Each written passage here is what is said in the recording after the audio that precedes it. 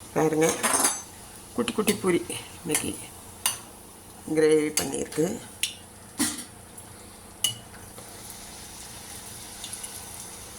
விட்டுட்டு கேமராவுக்கா ஃபோன் எடுக்க போனால் கொஞ்சம் செவந்து போச்சு. காலையிலேயே இது பண்ணியாச்சு, செவந்து போச்சு.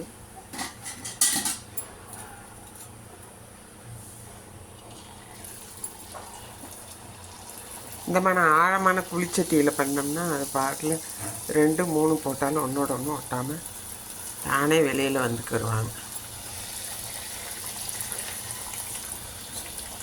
பாருங்க எப்படி ஒன்றோட ஒன்று மோதி வராங்க, நல்லா புசு புசு புசுன்னு.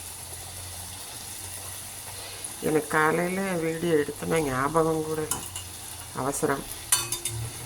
அதனால்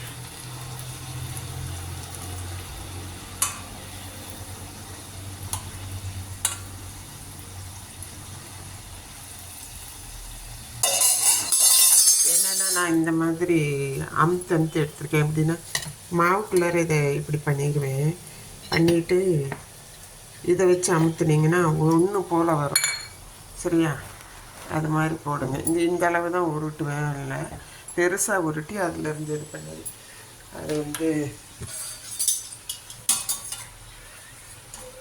எடுத்துட்டு காமிக்கிறேன்.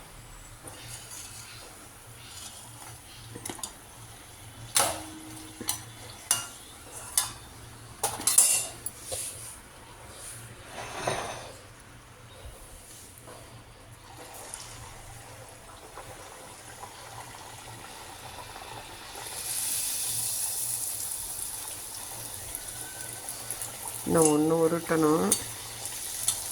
சரி, உங்களுக்கு இதையும் காமிச்சிட்டு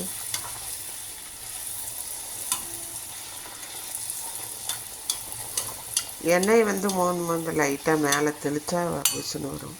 இல்லாமலே இந்த மாதிரி புளி சட்டியில் தானாகவே வந்துடும். நான் கம்மி பண்ணி வச்சுட்டேன். ஆக்சுவலாக கம்மி பண்ணி வச்சுட்டு இன்னும் ஒன்று தேய்க்கணும். ஓகே, வாங்க சாப்பிட்லாம். பூரி அதுக்கு என்ன பண்ணியிருக்கேன்னு காமிக்கிறேன். நான் பூரி போடுறத காமிக்கிறதுக்காக இது பண்ணேன்.